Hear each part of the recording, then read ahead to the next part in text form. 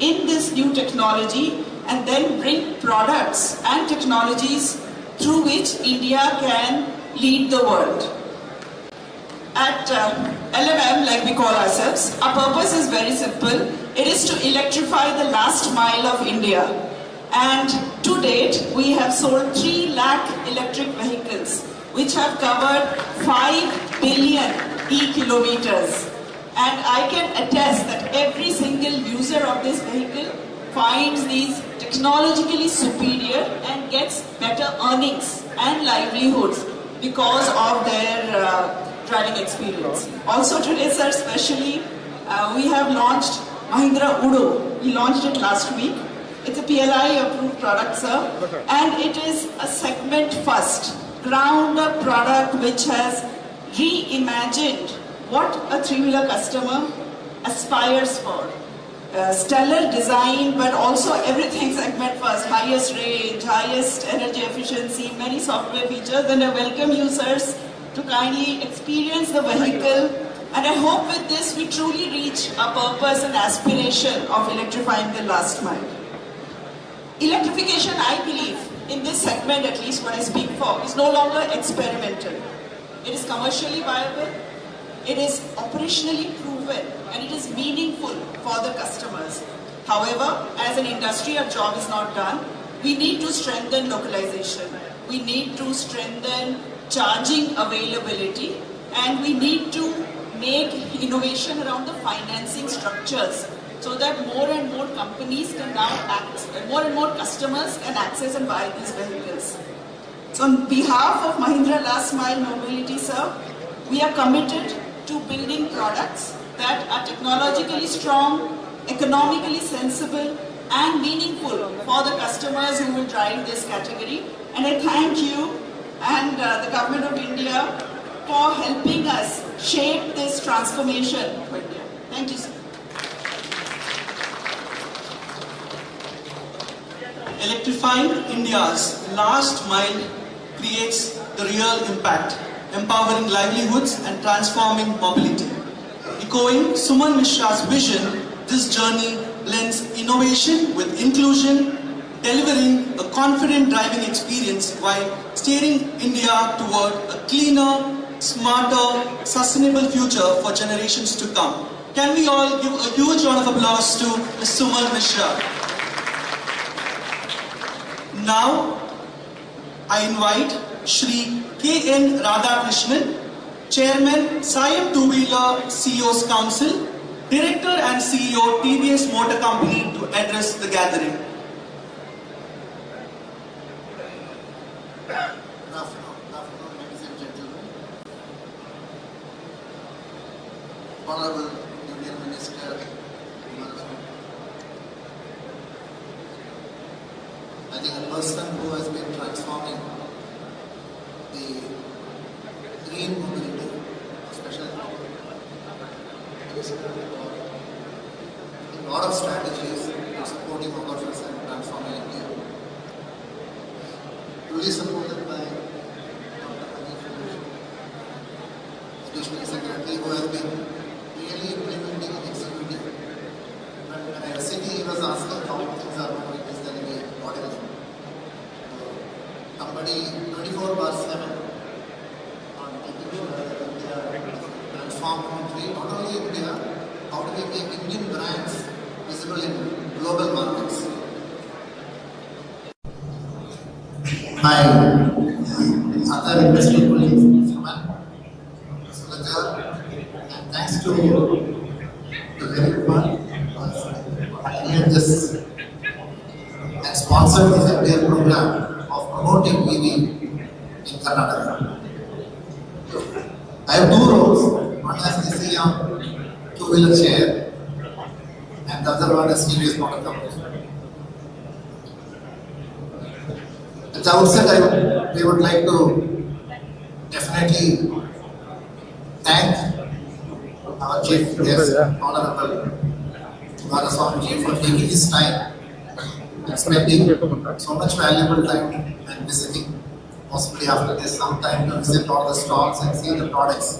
But I can promise you on behalf of the Indian Williams, quality what you see I think these are all really based on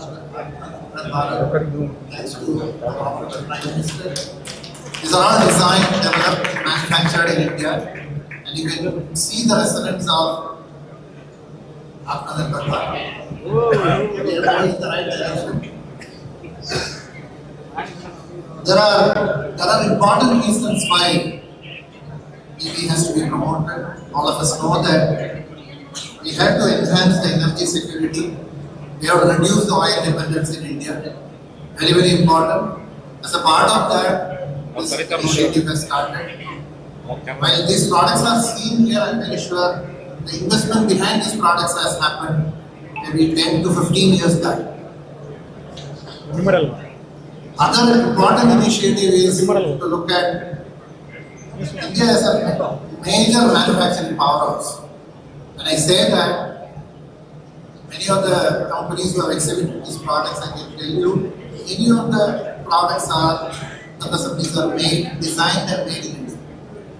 When we talk about Atmanirbhar Bharat, it is also designed. That is what is going to give the complete cutting edge for India. The second important thing is supply chain. There are many suppliers are not there today, but I can tell you there are many Indian suppliers who are invested equally well to make sure that these products are produced and they are sold in India. And thanks to the government and many of the OEMs for the infrastructure, there has been a lot of investment in promoting. I don't want to give you statistics. There are many companies who are investing, and every day you are seeing the progress. All of us know about the contribution of automobiles in the GDP of India. 7% of the GDP is constituted by the automobile sector, and it is growing. It is going to be very, very important for the future. It's also giving huge opportunity for employment. It's growing. And as we speak, this year, around 8% of the total automobiles are from EV this year. The new registrations are from EV. This includes two-wheelers, includes three-wheelers, includes cars, includes all segments. And if you look at two-wheelers and three-wheelers, they are growing faster, especially three-wheelers. My colleague someone already highlighted 35% is a great number. I think 35% is not a small number. And possibly the EV transformation in terms of EV has started maybe in the last 5 years. Let me talk about Karnataka. Karnataka, especially Bangalore, if you look at it, this is the technology hub. This is the Silicon Valley. This is the software hub. If you look at any design and development center, it is all there in Bangalore. Okay. In Karnataka, if you look at it, this year, almost 170,000 EV has been registered. 9% of the national sales comes from Karnataka. 9%. I'm taking the statistics. After Maharashtra and two-wheeler, I can tell you, Karnataka comes in the top 3. Okay. And so the progress, the way what we are seeing EV transformation in Karnataka has been in the right direction. Excellent public charging infrastructure here, and it's progressing well. Now coming to the talent, there's a huge talent in and around Karnataka. We have factory in Mysore, we have factory in Hosur. I can always say that this factory is also in Karnataka because it is in the border. Hosur, all of you know. And the kind of supplier base what we have in Karnataka is outstanding. And there are many companies making both ICE and EV, two-wheelers, three-wheelers, four-wheelers, and commercial vehicles. So Karnataka has got the blend of everything. Now when I look at opportunity for India, it's huge. I was talking to the additional secretary saying that for TVS, about 30% of our turnover is coming from exports. 30% is not a small number. And it's EV, whatever we are making here, we are already exporting to many countries around, and the acceptance has been very good. So made in India, in the international market is progressing very well. And if you put little bit of effort, it can be huge.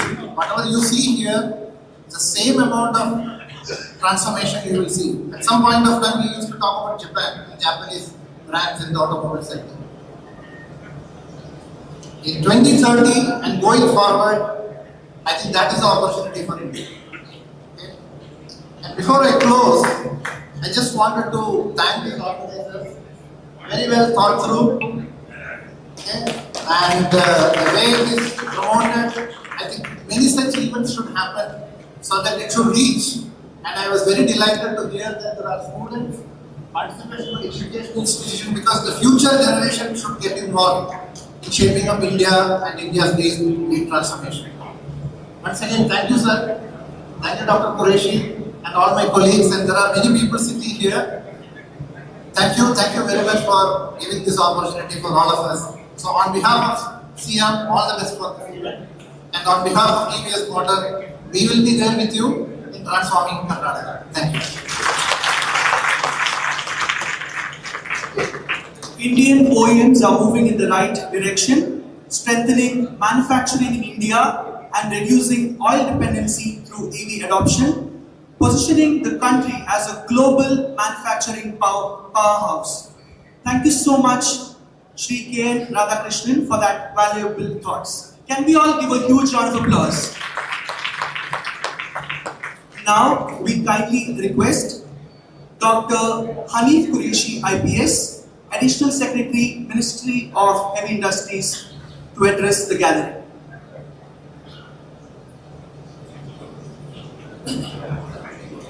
Respected Union Minister of Steel, Government of India, and Union Minister of Heavy Industries, Government of India, Honorable Shri H.D. Kumaraswamy ji. Respected Shri K.N. Radhakrishnan, Chairman, Siam Two-Wheeler Committee and Director and CEO of TVS Motor Company. Ms. Suman Mishra, MD and CEO, Mahindra Last Mile Mobility. Dr. Sulaja Firodia Motwani, Founder and CEO of Parity Clean, and Shri S. Ravi Kumar, MD and CEO of News First. We all are talking about electric vehicles, and I must say that the vision for this introduction of electric vehicle policies has come from our Honorable Prime Minister when he gave the vision of net zero in 2017. The Honorable Prime Minister said that electric vehicles are a silent revolution and they will lead India into the next generation. And our Honorable Minister has always looked for ways how to implement the vision of the Honorable Prime Minister. The Honorable Minister would ask us that what are the issues which are being faced by the industry? How are you addressing them? And what steps can be taken to solve those challenges? And I can tell you today that Mr. Radhakrishnan has just said that the automotive sector is about 7.1% of the India's GDP. I'll tell you that of the manufacturing GDP, auto sector is 49%. Almost half of the manufacturing is coming from automobiles. And thanks to the work and the leadership of our minister, India is now the largest producer in the world of three-wheelers. Nobody else produces so many three-wheelers as India does. And we are the second largest producer of two-wheelers in the world. First is China. But let me tell you that the quality of two-wheelers which is made in China, they mostly make the low-speed two-wheelers, which are a little low quality. Our quality is the best in the world. And it is evidenced by companies like TVS who are here, other companies who are exporting to more than 100 countries in the world. So, what I am submitting before you is the people who are sitting before you, they are not individuals. They are institutions. The work which they have done to take Indian automobile to this level, you can only understand when you work with them. I have seen them work day in and day out. Saturdays and Sundays, nights, they are working. Just working to understand the problems and what can be done. Honorable Minister has also constituted one committee called the Automotive Mission Plan, where he has said that what should India be in 2047? Our vision of the Honorable Prime Minister of a Viksit Bharat in 2047. That is for the whole country. But what auto industry should be like? Should we have electric vehicles? What kind of policies should be there? And not only role for the government, what will be the role of the industry? What will be the role of the citizens? What will be the role of the academia, universities, research? All the people of universities, OEMs, R&D, government, and not only Ministry of Heavy Industries, but different ministries, Ministry of Road Transport, Ministry of Power, all have been included in the working groups. And I think within the next maybe few months, that automotive mission plan will come out. We must have a clarity where do we want to go. And that is a clarity which is sought to be achieved by the ANP. And we have talked about the production linked incentive scheme, PLI. PLI scheme gives incentives to the manufacturers who manufacture the vehicles. And the target of the scheme was to invite, one of the targets was to invite investments. 42,000 crore of investments for the target. We are in the third year of the scheme. It is a 5-year scheme. And I can proudly say before you that due to the efforts of our Honorable Minister, 39,000 crores of investment has already been achieved out of 42,000. That only in the third year. So we are likely to, overachieve our target. And the vehicles which you see which are being displayed here, earlier, what used to happen that we used to import vehicles. The Indian content was very less, 5%, 10%. But PLI says that you must have 50% local content. All these products, they have more than 50% domestic content. And what does that mean? Why is it important? It is important because these are the big OEMs. They are on the stage. But there are many people who are making components, who are the smaller companies. They are required to purchase their components from the local small companies. How much the small companies will grow now? So, PLI is actually helping the Indian industry grow from a very grassroots level. That is the beauty of PLI, and that's what our Honorable Minister in one of the meetings said, that PLI is meant to make global champions. So these are the companies which are one of the largest and strongest in the world. That I can tell you today. Of course, we have talked about 2-wheelers and 3-wheelers, but even in cars, we are now the third largest manufacturer in the world. One of the largest markets also we are, and manufacturers also we are. We are also exporting cars to other worlds. We would never thought we will export cars. We are exporting buses also. So I think automobile industry, under the leadership of our Honorable Minister, is a prime mover for the growth of our economy.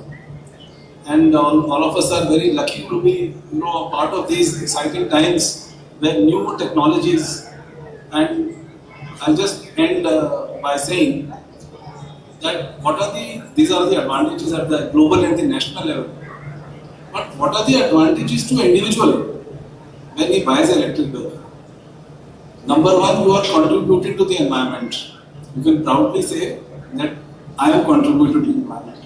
Secondly, the total cost of operation of an electric vehicle is cheaper than a diesel or petrol vehicle. Initially, it will be a little costly, but when you run it for its whole life, it is much cheaper, easier on your pocket. And thanks to a lot of financing schemes, owning an EV is also become much easier now. And the last benefit I would say is that of providing employment. If you look at three-wheelers, so many women are now driving three-wheelers and earning livelihood for their families. So many men, so many women, it is a bread earner for them. Their rights are easier, their earnings are more. So this is what we want, that people should be empowered, environment should be clean. All these benefits are flowing from just going to the cleaner technologies. So I'm very sure that what Mr. Ravi Kumar has put here, the expo by calling all the major OEMs and showcasing the EVs so that the public can directly experience them, is a very commendable thing. I must congratulate. And we have test drive also. I would encourage everyone to have some test drives also. And at the end, I must be grateful to the Honorable Minister for gracing this occasion with his presence. And we hope to be inspired by his continued guidance to us. Thank you very much. Jai Hind. Thank you so much, Dr. Qureshi, for sharing this vision and reinforcing India's silent revolution towards Net Zero 2070, global manufacturing excellence and a leadership in the next generation of sustainable innovation. Can we all give a huge round of applause?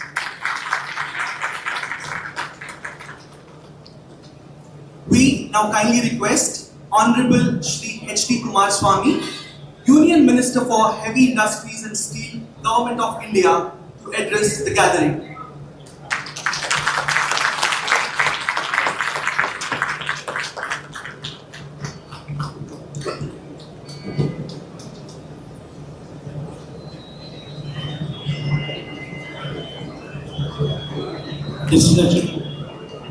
Dignitaries sitting on the dais, Dr. Anif Qureshi, Additional Secretary of Heavy Industries, Shri K.N. Radhakrishnan, Ms. Suraja Firodia Motwani, Ms. Suman Mishra, Shri Srivishankar, industry leaders, investors, members of media, and my dear friends. Good morning to all. It gives me great pleasure to be here in Bangalore to inaugurate EV Ready Expo 2026. Karnataka's largest electric vehicle exposition. I congratulate the news first for bringing together policymakers, industry leaders, technology providers, and innovators on one platform. Under the visionary leadership of Honorable Prime Minister Mr. Narendra Modi ji, India has set a clear and ambitious national objective of achieving net zero emissions by 2070. Our commitment to Make in India and Atmanirbhar Bharat is guiding us to build strong domestic capabilities in sunrise sectors. Electric mobility stands at the very heart of this transformation. EVs are not just about cleaner transport, they are about energy security, technological leadership, and new economic opportunities for our youth. Over the past 6 years, the EV market in India has recorded a compound annual growth rate exceeding 60%. In financial year 2024-25 alone, EV registrations approached 2 million units. Two-wheelers continue to drive mass adoption, while electric passenger vehicles, buses and commercial fleets are steadily expanding. The Ministry of Heavy Industries has taken the 7 concrete steps to accelerate this transition. The FAME2 scheme, with an outlay of 11,500 crore, has supported more than 16.71 lakhs electric vehicles and led to the sanctioning of over 9,000 public charging stations across the country. Building on this progress, The PME Drive scheme, with an outlay of 10,900 crore, is further pushing EV adoption through demand incentives and expanded charging infrastructure with more than 20 lakh electrical vehicles supported so far. Recognizing that charging access is critical for mass adoption, the government has earmarked 2,000 crore under PME Drive for the establishment of over 70,000 charging stations nationwide. Further strengthening the supply chain, the Union Cabinet has approved the REPM scheme with a budgetary outlay of 7,280 crore to promote indigenous manufacturing of sintered rare earth permanent magnets, critical components for electric vehicles and advanced electronics. The EV revolution is also deeply connected with digital innovation. The future of mobility will be shaped by connected vehicles, intelligent transport systems, data-driven fleet management, and new mobility as a service models. India's robust digital public infrastructure and vibrant startup ecosystem give us a unique advantage to lead in these emerging domains. I urge industry leaders, startups, and research institutions to work together to develop cutting-edge, globally competitive solutions from India. I would also like to specially appreciate the role of Karnataka. This state, and particularly Bangalore, has emerged as one of India's foremost technology and innovation hubs. With its strong base on electronic, automotive engineering and startups, Karnataka is well positioned to become a global center for electric mobility, innovation and manufacturing. Let me assure the industry that the Government of India remains fully committed to providing a stable, predictable and forward-looking policy environment. I once again congratulate the organizers of EV Ready Expo 2026 and extend my best wishes to all participants, exhibitors and innovators present here today. Thank you, Jai Hind, Karnataka.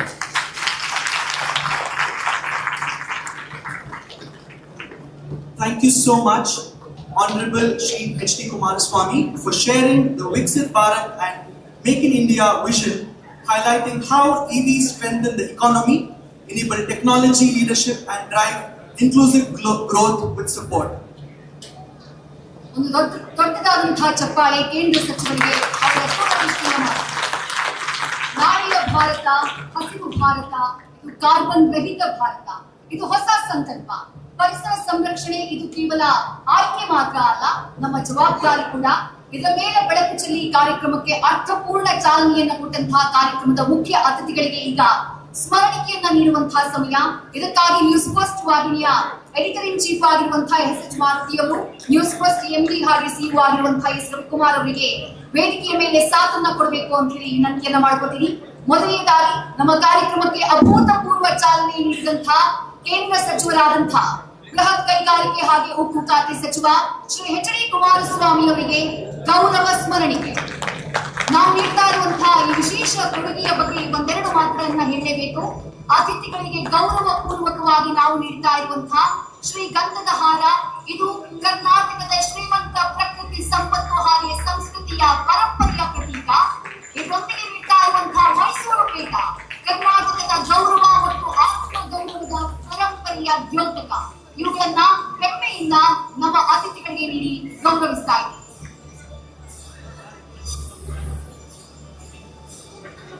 I kindly request Dr.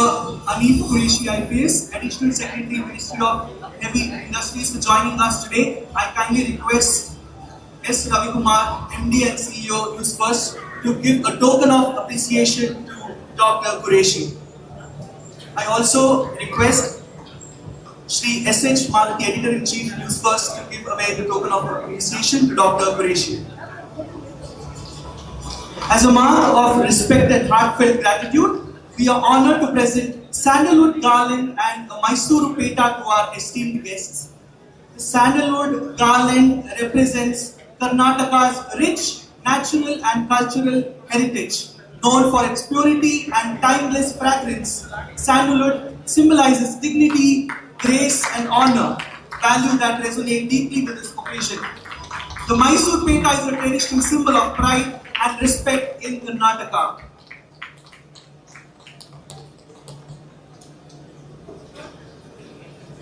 We now request Shri K.N. Radhakrishnan, Chairman, Sayam Two-Wheeler CEO's Council, Director and CEO, TVS Motor Company, to receive the honor. Ladies and gentlemen, can we all give a huge round of applause, please?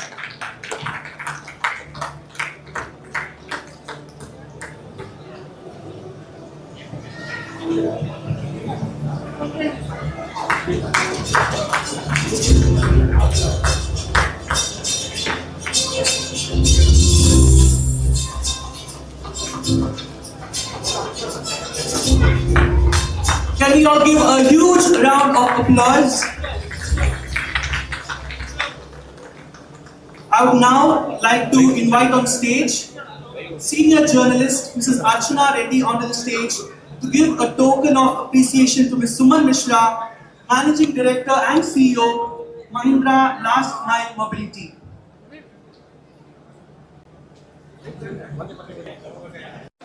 I request S. Ravi Kumar, MD and CEO of NewsFirst, to give away the token of appreciation to Ms. Suman Mishra, MD and CEO, Mahindra Last Mile Mobility.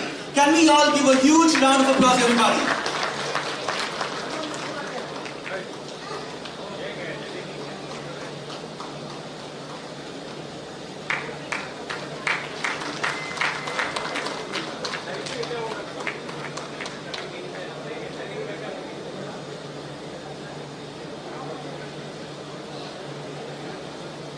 Request all of you to give a huge round of applause. I now invite Dr. Sulajja Firodia Motwani, Founder and CEO, Kinetic Green Energy and Power Solutions Limited, to receive the honor.